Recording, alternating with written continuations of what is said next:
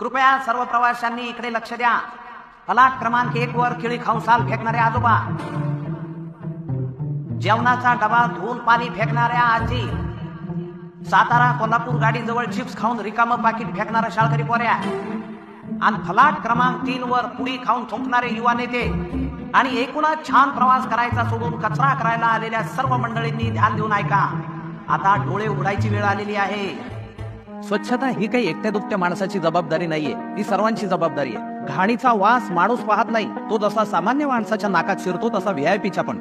आणि या घाणीमुळे रोगराई सुद्धा पसरते। त्यामुळे आपला परिसर स्वच्छ असणं ही आपल्या सगळ्यांची महत्त्वाची गरज आहे। आणि हाच दृष्टिकोन डोळ्यासमोर ठेवून आपल्या एसटी महामंडळानं सुरू केलंय हिंदू हृदय सम्राट बाळासाहेब ठाकरे स्वच्छ सुंदर बस स्थानक अभियान। आणि याच अभियानाअंतर्गत शहरी निम